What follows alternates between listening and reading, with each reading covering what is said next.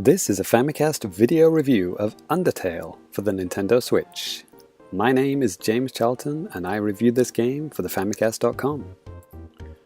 Undertale has to be one of the most requested indie games to be put on Nintendo systems, and now it's finally here. To the uninitiated, on the surface it may look like a simplistic adventure game or Earthbound ROM hack, but once you start playing you realize there is so much more to it than that. Before we go any further, it should be noted that this was my first experience playing the game, so if you're in the same boat as me, hop in and let me explain to you why this game is great. If you're a longtime fan who's been playing this game since the original PC version, you could probably skip to the last couple of minutes of the video to see if it's worth buying this game again. The first thing that hits you is the writing quality. The story grabs you from the very start, quickly dragging you into this bizarre world filled with memorable scenes and characters. That's even in the first hour. Then the skeletons make an entrance, and the jokes come in thick and fast, and they don't really stop until the very end of the game.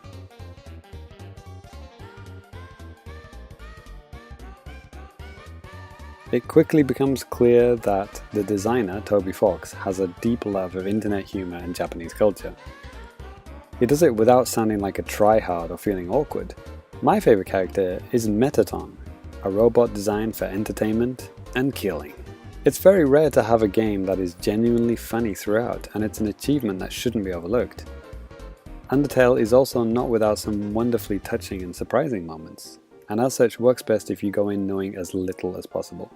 All this impact from a game that looks like it was drawn in Microsoft Paint?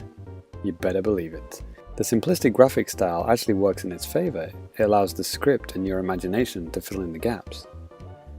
The overworld definitely has the trimmings of Earthbound on the SNES, but the battles look more like a Commodore 64 game.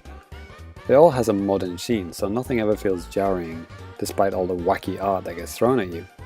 As someone with a love-hate relationship with RPGs, mainly the latter, I was kind of anxious to know how much grinding and backtracking I would be tasked with in this game. Well, now I know the answer. None. The pacing is pretty much spot on.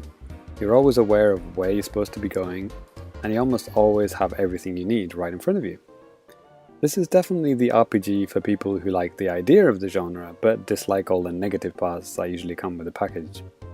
I'm not spoiling anything that isn't in the game description here, but Undertale lets you tackle enemies how you see fit. You always have the choice to fight or act, and the outcome all depends on your personal preference.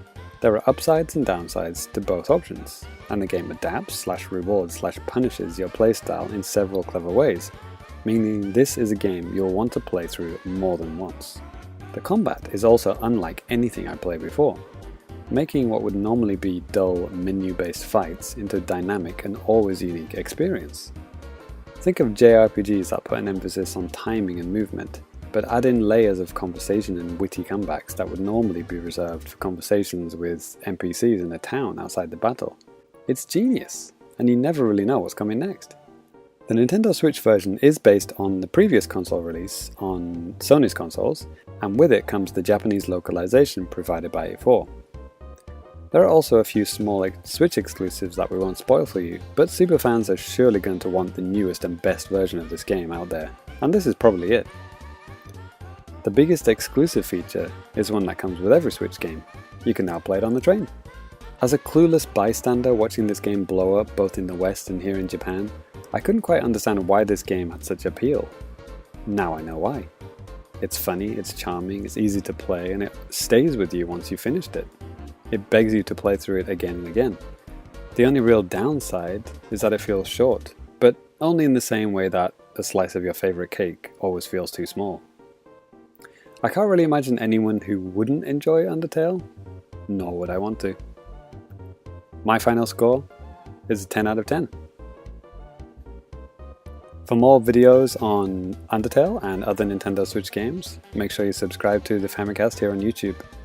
And if you're an Undertale fan who wants to know the Super Switch exclusives, check out our channel for a spoilerific video showing you what is hidden in the game.